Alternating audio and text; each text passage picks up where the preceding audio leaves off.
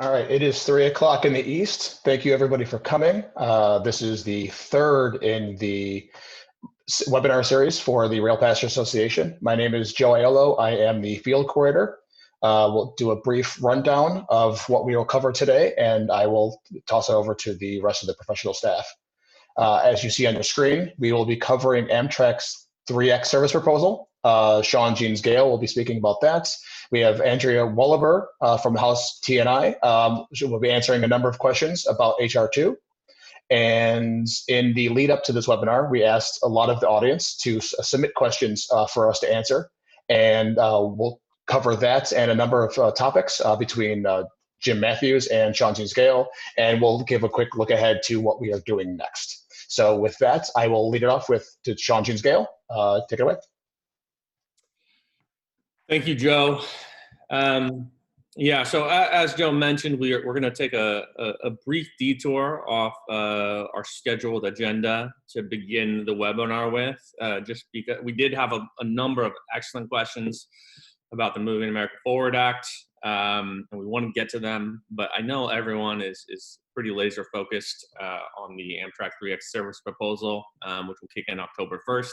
We want to give an update on where things stand, some recent developments on the Hill. And so I'll try to get through that quick, be substantive, and hit all the big important issues so we can get to back to your questions. So, starting off with a quick update on what's coming out of the House, we have seen some really good news over the last few weeks. Last week, the full House Appropriations Committee passed the FY21 budget bill for transportation and housing. We saw some really good numbers, some surprisingly good numbers.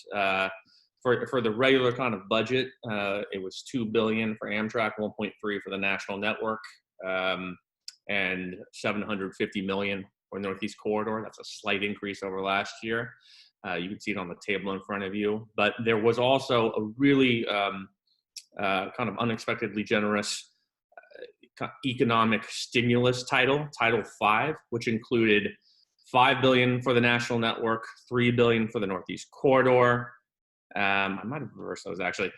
Consolidated Rail Infrastructure and Safety Improvements, or CRISI, received $5 billion. That goes towards passenger rail and freight rail improvement projects.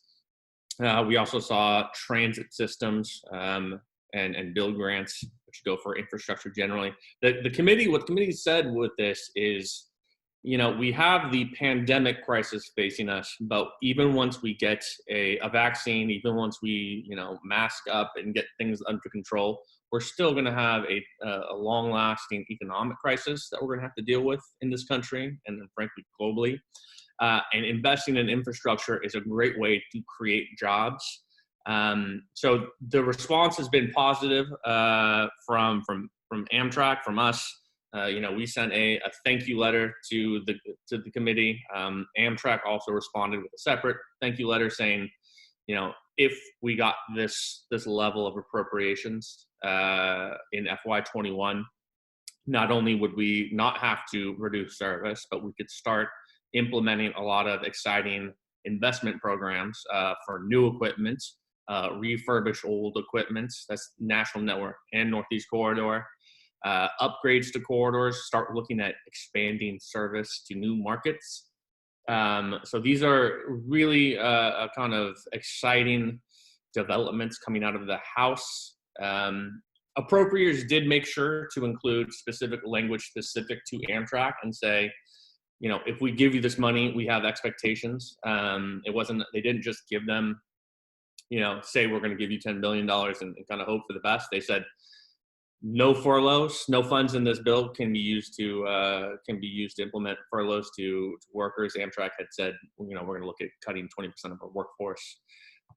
No funding in this bill can be used by Amtrak to reduce service on the long distance routes below 2019 levels, FY 2019, and the same for state supported, with the exception that if a state comes to Amtrak and says we would like to reduce service, that is a way forward for train offs. With this funding, I would hope that would not happen. And then we've also seen, through the amendment process, a provision implemented through the House Appropriations Committee that says all national operators and metropolitan operators, whether you're Amtrak, your Delta, or any other large airline, or even large transit systems, they are required to enforce mask rules on board. So that means passengers and employees would be required by law. I think that's a really important way to get us all back on board safely. And so, we're very hopeful about that.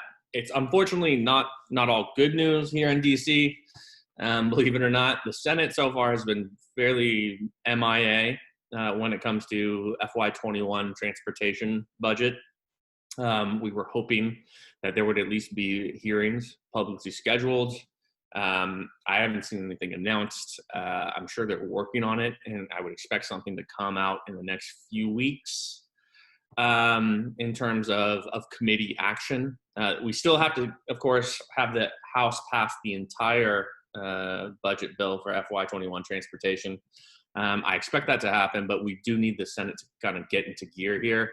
The October 1st deadline for the train-offs, but also for FY20 budget to expire, and also, frankly, surface transportation law to expire is approaching quick. It's a campaign year. Normally, in normal times, you would expect them to have already headed back home in district, in state, to think about campaigning, worry about primaries, worry about fundraising. There is an August recess that would normally be approaching us. I've heard they may be considered just canceling that entirely, but the end result is we're running out of time. So we really hope you take part in our Senate campaign. You can go to railpassengers.org /action and kind of really quickly just tell your senator that we want to see Amtrak, we want to see transit agencies taken care of, either through the budget process or through some sort of coronavirus relief package. We'll talk a little bit more about that at the end of the webinar, but I do want to get to your questions. So with that, we're going to get back to the questions, but this time it's going to be Jim and I kind of leading off here.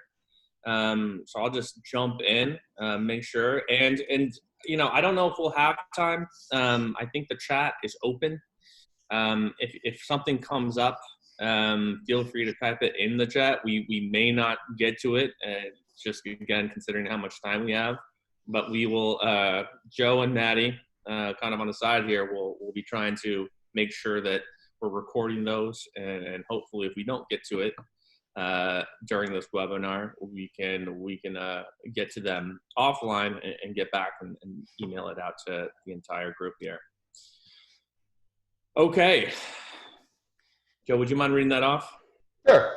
Would you please have someone explain the difference between the Invest Bill HR2 and the THUD appropriation?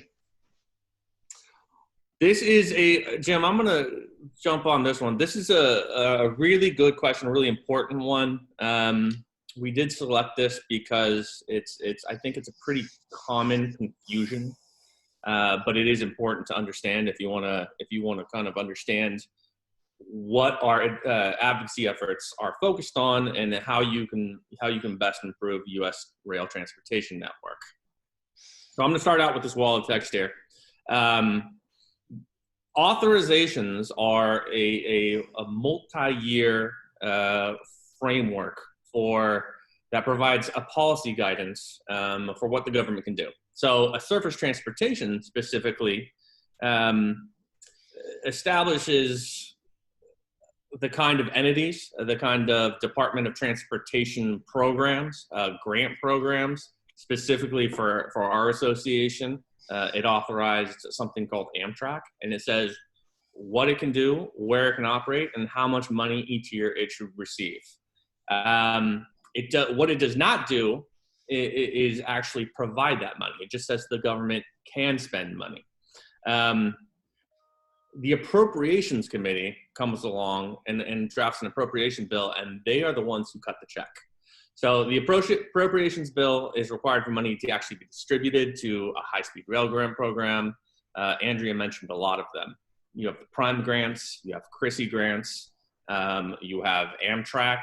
So if we want to get money into their bank accounts so that the program or the policy can actually move, you need the appropriations committee to come through, and it's a yearly bill. They do it. They start every spring, pass the bill every fall, and so it's why a lot of our efforts as an advocacy group are focused on appropriators, is because you can have the best design policy in the world, but if you don't actually have any money to do it, it's probably not going to accomplish all that much.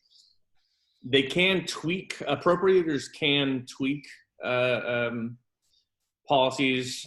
They are hesitant to do so. They don't like to stray too much from what they call authorizers' intent.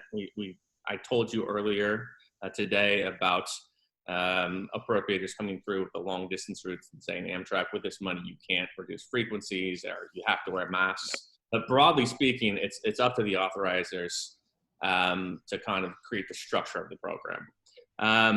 So I wanted to kind of like think of another way relevant to our interest to explain it. And one thing I came up with is, you can think of authorizers, an authorization bill, like a passenger coach consist. It could be a single level or a bi-level. It can have a dining car or a cafe. You can have sleeping cars, or it can be a commuter train. You can organize the consist in 100 different ways depending on what you are trying to accomplish. An appropriations bill, meanwhile, is like a locomotive. It powers the whole train. You know, you can be a first class passenger on the Orient Express, but if you don't have that locomotive, you're not going to get where you want to go. And by the same token, you can have a bullet train locomotive, but it can go 250 miles an hour. But unless you have that coach, you can't bring passengers along, and it's not going to be of any use. So they need to work together. And, you know, I'm happy to say with HR 2 and the FY21 Appropriations Act, we finally have something that looks a little less like Amtrak's, you know, 1980s 50-year-old rolling stock, and a little something more like what you see on the Shinkansen. And then, Jim, I'm not sure if you want to add anything to that answer. I just want to again point out that if you think of the annual process as kind of having sort of four corners. The authorizers set the policy. They do this in the House and they do this in the Senate. And then, as Sean explained, the appropriators find the money to carry out the policy, both in the House and in the Senate. And so when the House passes its vision, the Senate has to come up with its vision. And then when the two bills vary, which inevitably they do, the House and the Senate get together in a conference and they work out a compromise version that includes some of the House stuff and some of the Senate stuff in a conference bill. And so that's why it's important when we get certain provisions put into these bills. That's why every one of those is a win, because now it's something that can be negotiated later on. It's not binary. It's not just the bill passes and we win or we don't. Every one of these provides an opportunity to advance the rest of the program.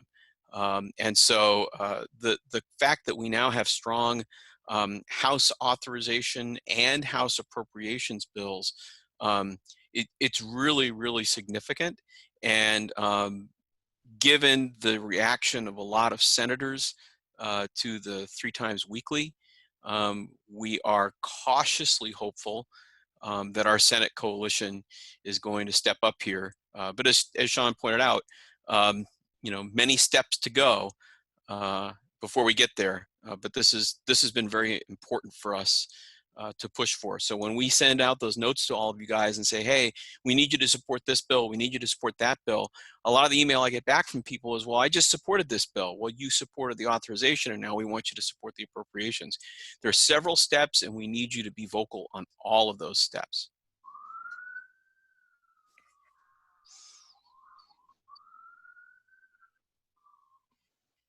Joe? What language within the Authorization Act has the association helped write or directly support? So I'll take this one, Sean, at least to start, and then I'll hand that over to you if you're okay with that. You know, if you took a look at the bill when it was first released and we sent out links to everybody to look at that, it was almost 1,000 pages long. So if you think that there's one staffer who sits for a couple of years and writes a bill, well, that's clearly not how it's done. Very much a collaborative process. Many staffers contribute to it. They synthesize all the ideas and priorities of the different elected members on the committee. And we've had an extraordinarily good working relationship this past cycle with House Transportation and Infrastructure. We've had input into these 8 sections specifically: findings, mission, goals, status of Amtrak, preference, food and beverage. There are a lot of things in there which look very much like the rail passengers authorization blueprint.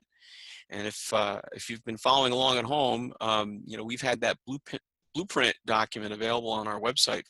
Am I back? Yeah. Okay. Not sure what happened there. And I'm not even sure where I dropped off. One of the most important things to come out of this is probably one of the hardest to understand. And that's the section 9201, findings, mission, and goals. A lot of the decision making that has driven all of us so crazy in the past few years has been driven by this desire at Amtrak to break even or turn a profit. And the argument has been that Amtrak is required to do so. Now, we have spent a long time showing where in the law it says that you don't have to make a profit. But it was ambiguous enough that you could make the case that maybe they did need to strive to make a profit. So Section 9201 explicitly takes away that requirement and instead substitutes more mission-oriented language. It's very wonky. We wrote a blog post about it when the bill first came out. I'd encourage you to go back and take a look at it. But if you dissect it and take out all the different word changes, you'll discover that what the effect of that was to push it away from profit and more towards serving more communities and serving more passengers and doing it well. That's an incredibly important shift because so many other things get fixed with that change. Another thing that's important is food and beverage. We obviously, we as an association have been working very hard on the food and beverage issue. We took a lot of criticism from some members because we were insisting on working this through the Congress, but here we are. There is now a provision in this proposed law that would improve food and beverage, and it would also create a working group to ensure that passengers' needs are listened to. The language includes a provision that would put us as an association onto that working group. So we would have an official voice at the table to help make those decisions. The law, if it were to pass, that provision would also require that if Amtrak rejects any of the recommendations of the working group, they have, I think it's either 30 days or 90 days, they have to report to the Congress why they rejected it. What's their justification? So that's a very strong change. And so I encourage you to take a look at our blog posts on this and take a look at the bill. We've included links to it, and we're really excited about the way this turned out. Yeah, Jim, I think you hit the big ones. Food and beverage, we eliminated the micro clause. I think that's how a lot of our folks know it. That dictates that Amtrak needs to make a profit for food and beverage. The mandatory arbitration clause for passengers, that was something we successfully worked with the committee to roll back. I think one of the really exciting ones is we had an idea for kind of a right-of-way, and this is an interesting example because we raised it as a problem, the fact that Amtrak often, when a state tries to develop a new service, such as the Gulf Coast, the host railroad will often come back with a completely unreasonable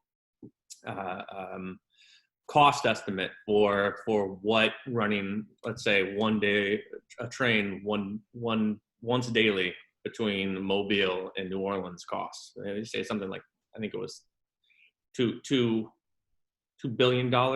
Was that it? Yeah. And so what the committee did is, in conversations with us, they talked about, okay, what can we do to develop a solution to this? And it's not necessarily the solution we would have come up with, but it was something that was developed in conversation with us, where they said, okay, we're going to go use the Surface Transportation Board as kind of an arbiter for this problem. And so it actually is a fairly elegant solution. We're excited to see it implemented. And I'd say there's frankly a whole lot of provisions in HR2 in the rail title that kind of mirror that process. All right, so next question. What do they, Amtrak, need that is within the act to support a return in ridership and encourage new passengers to support Amtrak?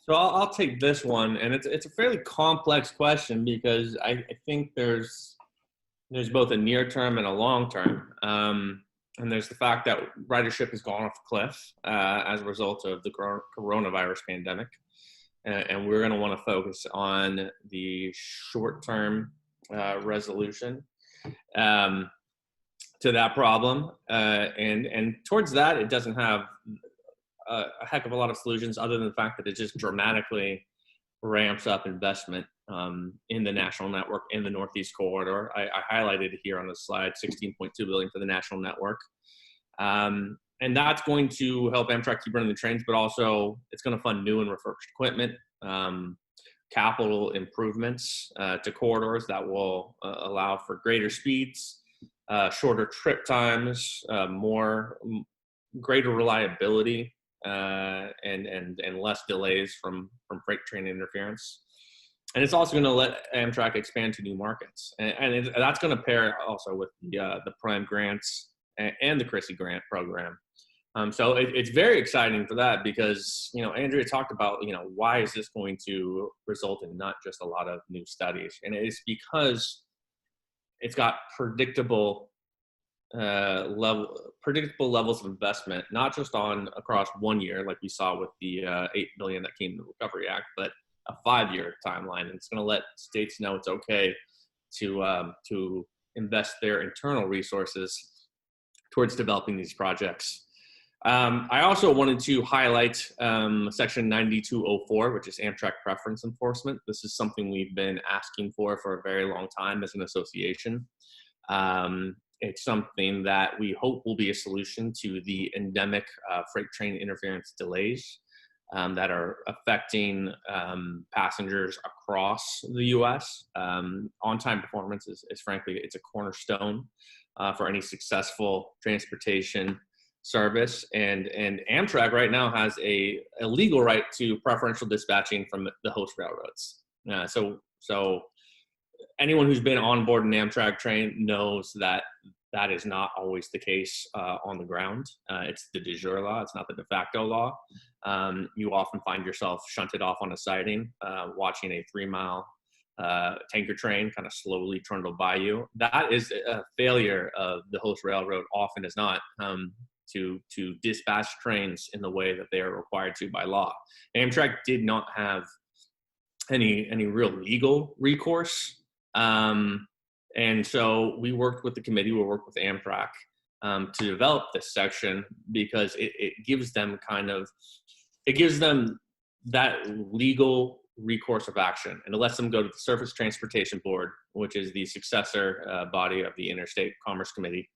And it lets them go and say, we are being delayed. These freight railroads are supposed to be dispatching our trains ahead of theirs, much slower, much longer freight trains, but they're not doing it in practice. And I really think that's going to help bring a lot of people back on board because it's going to reduce a lot of the on-time performance issues that have been plaguing the network. Jim, I'm not sure if you want to add anything to that. No, I think that covers it. All right. Next question. What initiatives are being considered that will help Amtrak management at the regional and national levels to better understand who is the customer?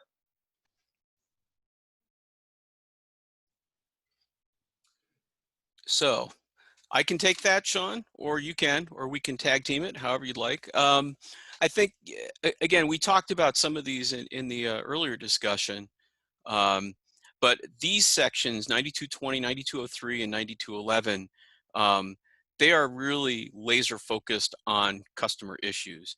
And if you remember in the reports on the uh, the bill as this was being formed last spring even, um, there was a pretty lengthy scolding from some of the House members about Amtrak's moves that were done without stakeholders, without consulting with passengers, without consulting with mayors and transportation planners and so forth.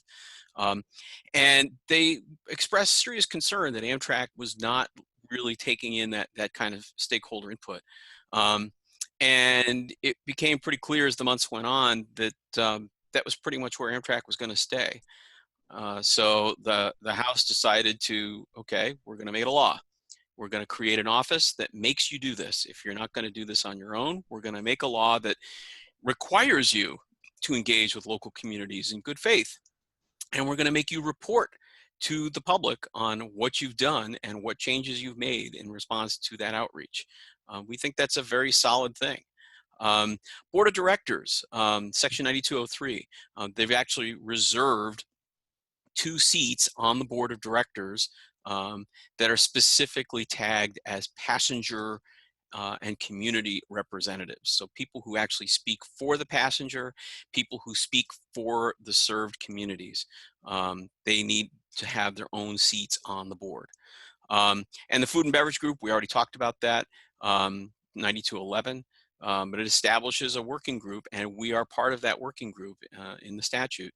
And the idea is to develop recommendations and issue a report on how to make food and beverage better. We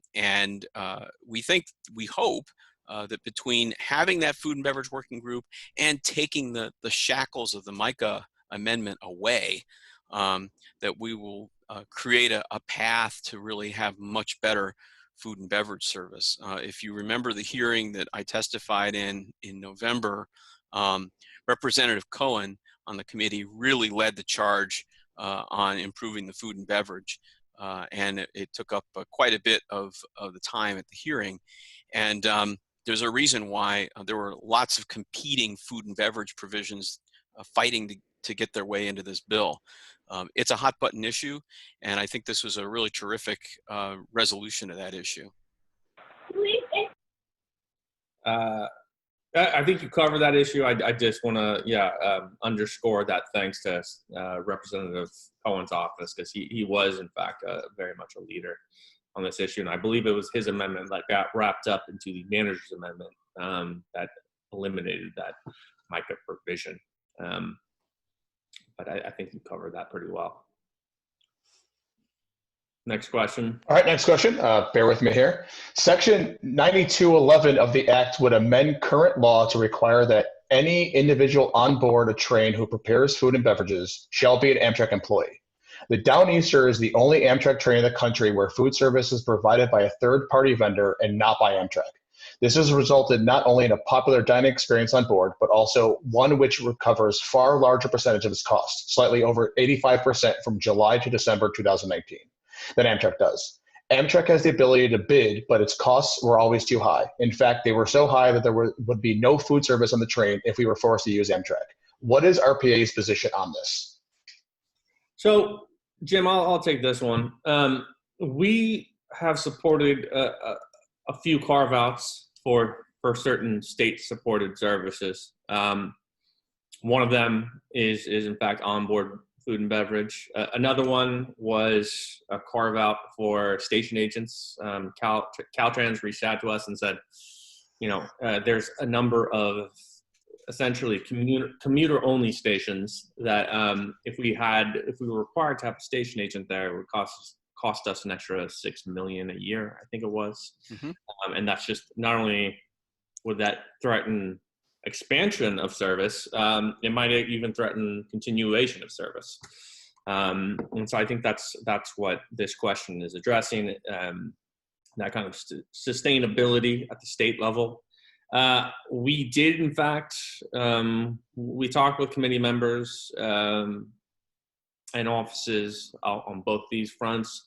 We did get the carve out for the station agent issue that affected, I think, largely California. We were not able to get anything done on the onboard food and beverage for the Downeaster. I expect that to be very much an ongoing issue as the Senate eventually rolls out their counter proposal for the reauthorization rail title.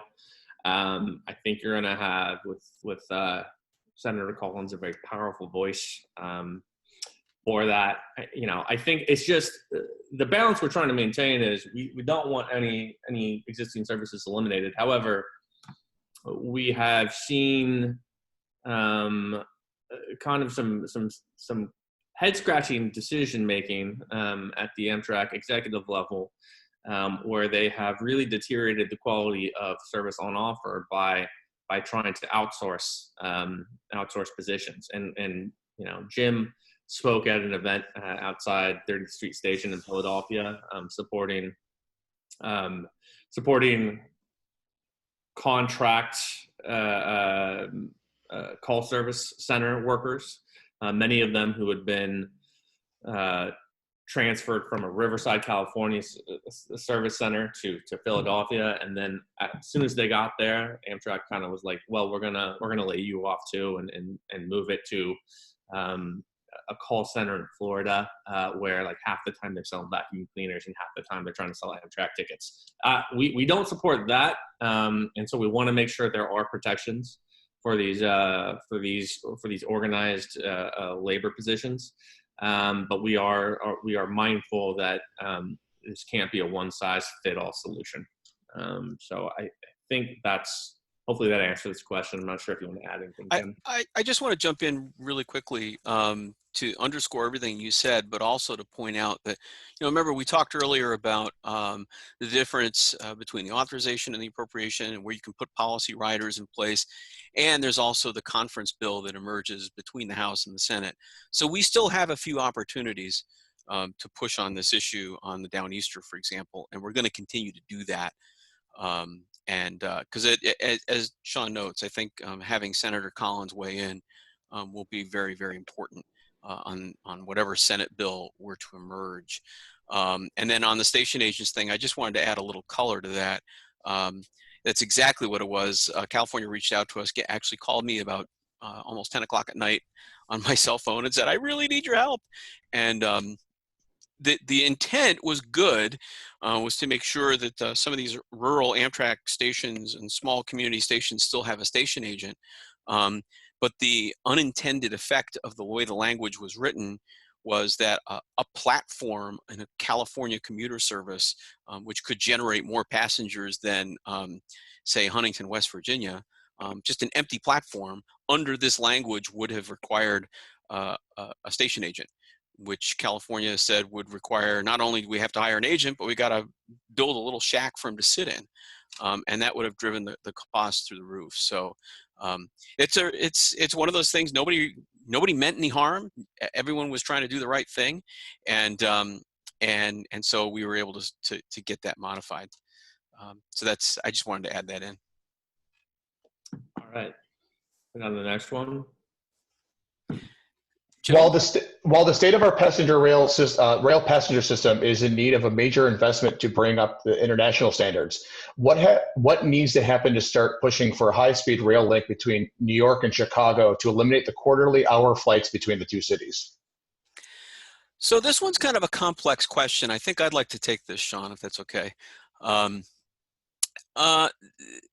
Specifically New York and Chicago, that's going to be an individual advocacy type of effort, and that's going to be one of many competing efforts. I think There are lots of vehicles now that are starting to emerge, funding vehicles and policy vehicles to get this done, and so that is the good news. We talked earlier about the prime grants. Andrea briefed you on the prime grants.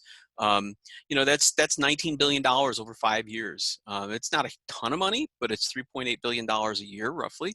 High-speed rail is eligible for those funds, and it's split up so that 40% is reserved for the Northeast Corridor and 40% is reserved for projects outside the Northeast Corridor, and the federal cost share is about 90% of that. But one thing that's interesting, if you look at the language around the prime grants, one of the things it does is it gives priority to projects that incorporate regional planning or have the support of multiple states, or projects that have environmental benefits. So if you look at these two maps here, remember, we as an association, both Sean and I have been members of working groups developing both the Southeast FRA Southeast Rail Plan and the Midwest Rail Plan. Carnish has been part of that too. I think he may be with us today. And those are examples of projects that kind of meet this test for prime grants, because you already have multiple states and DOTs that have been involved in the process. The planning is well underway. The framework is there. So as cool as it would be as a native upstate New Yorker to have that New York to Chicago be first in line, my sense is that projects or programs that are built around plans like the ones you see on the screen here, the Southeast Rail Plan or the Midwest Rail Plan, probably have a better shot. Now, but again, prime is just one example. One of the things we've been telling all of you guys for really the last year and a half is that there's a tremendous appetite to do infrastructure, and there's a tremendous appetite to throw rail into the mix. The prime grants that are in HR2, that's $19 billion over 5 years. But if you were with us 2 months ago for our first webinar, Congressman Moulton shared with all of us when he introduced his plan that would have been $41 billion every single year for 5 years for high-speed rail. And there were incentives in Congressman Moulton's plan that would have spurred another $38 billion or more every year on top of that in non-federal funding. So that's clear at the other end of the spectrum. And then, of course, Mr. Markey's bill, the Brain Train bill, that would come up with $5 billion every year in high-speed and higher-speed rail money. So different programs, different proposals are all on the table. So it's hard to know which one or which features of each of them will wind up being in final bills. But no matter what, I would strongly suggest that projects are more likely to be funded if they have a kind of multi-state buy-in, and if they have an authority or an organization that is set up to be kind of the catcher's mitt to catch that funding and execute it. Sean, did you want to add anything to that? No, I think you hit it. I would just say, like, for people interested in those very long, kind of long distance corridors, what you got to strategize around is not New York to Chicago, but kind of Chicago to Pittsburgh, and then New York to Pittsburgh. So I know there's a couple different alignments you could develop there, but it would be about these regional development authorities expanding out from hubs, and then eventually you get to the point where you could meet in the middle, and that's when you kind of get these longer, let's say Chicago to Atlanta or even Chicago to Florida corridors. It's going to have to be building out from hubs rather than some federal entity coming in and say this is what we're going to build on from the beginning. And before we move off this slide, just really quickly, I'd call your attention on the right side of the slide. That's sort of the ultimate map that we wound up with in the Southeast Rail Plan. And if you take a look there, the purple lines are the Core Express. And it's interesting, if you look at that, a lot of those connections are things that Amtrak would really like to do and would like to expand in. So this is not new thinking in any way. But if you look at that map, the initial analysis suggested that this fully built out network with all the colored lines on the map together would actually have a positive operating ratio. And that alone would be a game changer. Yeah, obviously the capital is a different story, but a positive operating ratio for a network like that could be a tremendous improvement. So. Since the new Amtrak North River Tunnel connects two states, is it definitely an interstate commerce? It is definitely an interstate commerce item. Since the Fed is responsible for interstate commerce and not the states, why isn't that argument used to get the Fed to fund construction of the tunnel? Jim, I'll jump on this one. All right. It gets into the weeds a little bit. The short answer is the person asking this question, posing this question, is absolutely right. And who agrees with you is the state of New York, state of New Jersey. Most members of Congress who pay attention to this stuff and are on the relevant committees. And before the Trump administration, I would include the United States Department of Transportation as someone who agreed with that. So there was previously, prior to the Trump administration, the Obama administration had come up with a cost-sharing agreement between New York, New Jersey, and the federal government to split the costs for the tunnels. For the Gateway, I think that included actually Portal Bridge and the Hudson River tunnels.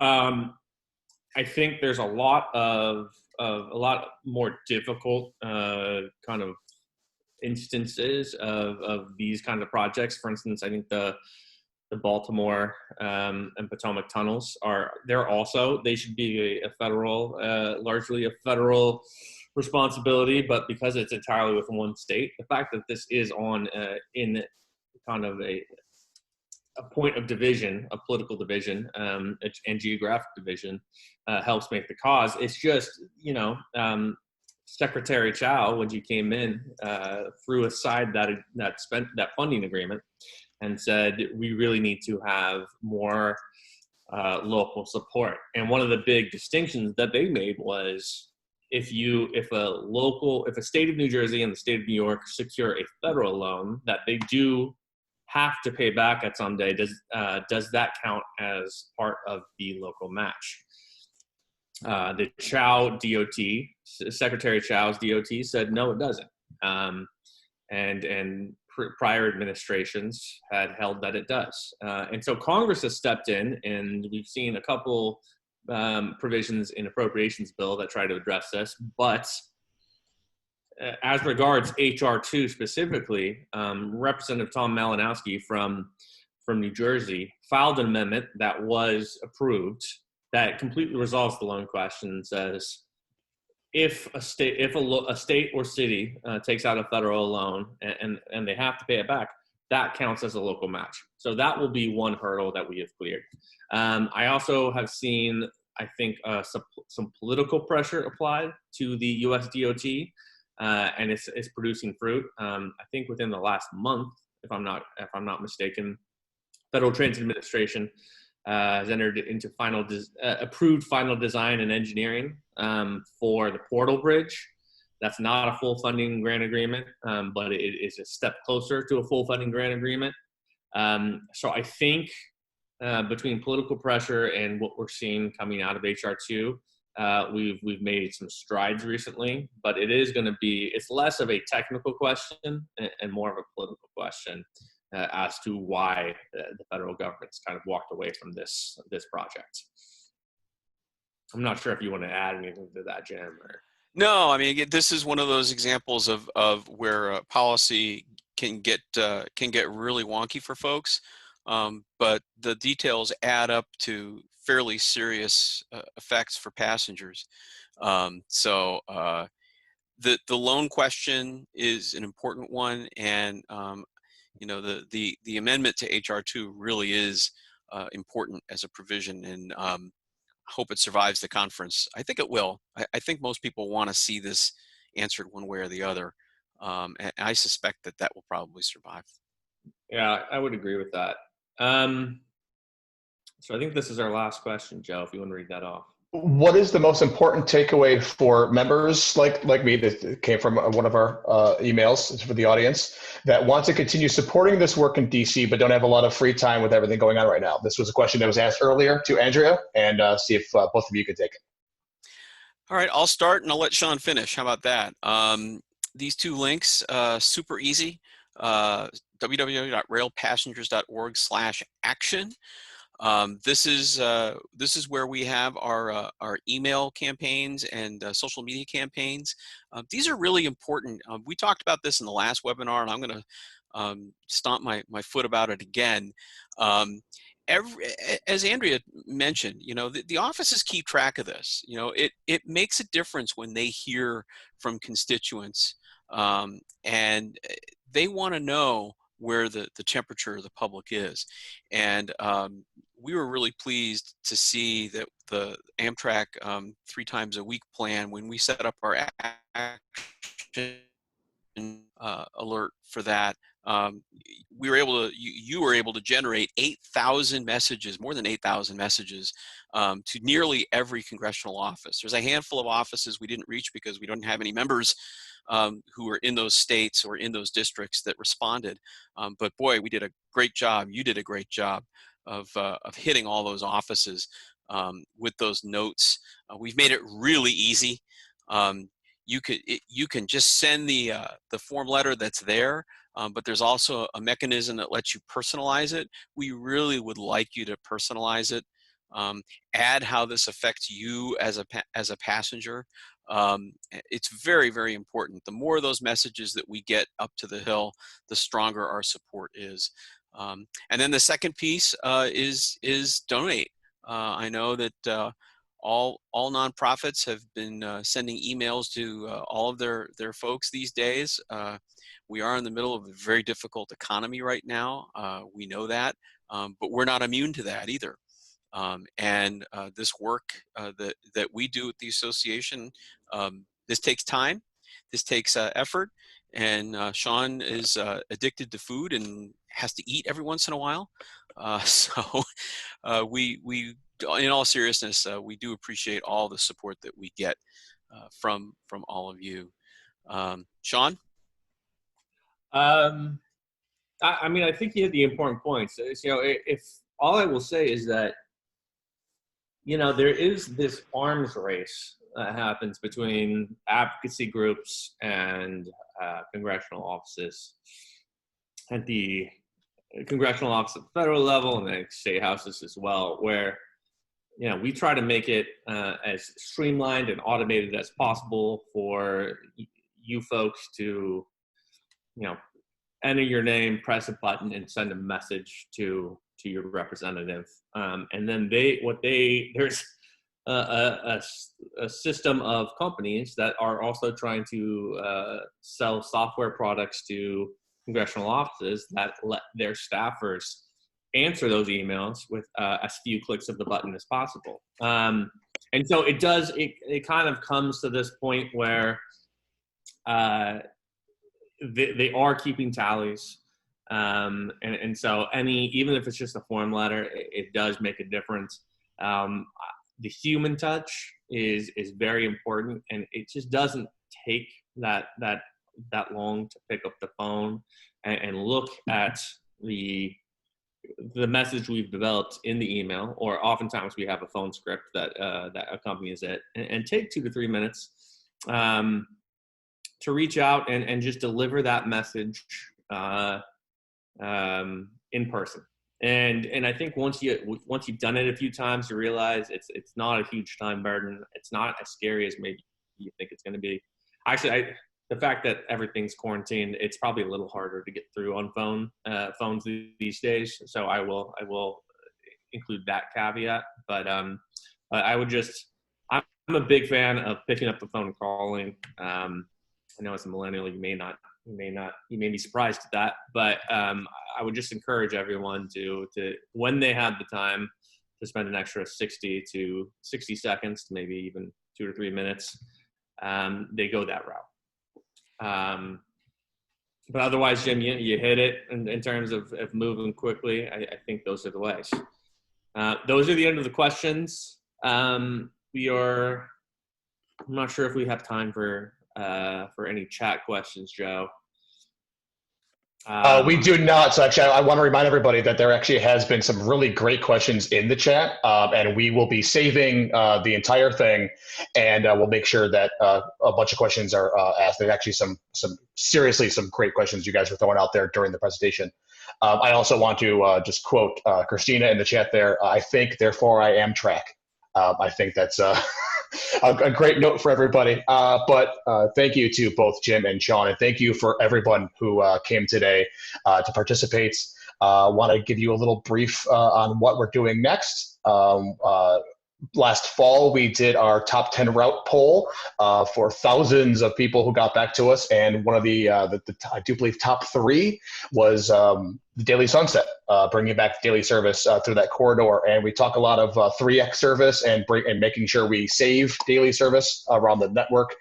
We have to talk about bringing back daily service. So we're going to have a couple of members speak on former campaigns that we've done and talk about how some of the studies that are out there, that what we as association could do going forward. So that's going to be next month, August 19th, 3 p.m. Eastern. Stay tuned for, we'll have a registration coming out next week for that. And but then once again, thank you for everyone who came today, participated, and hopefully we'll see you again.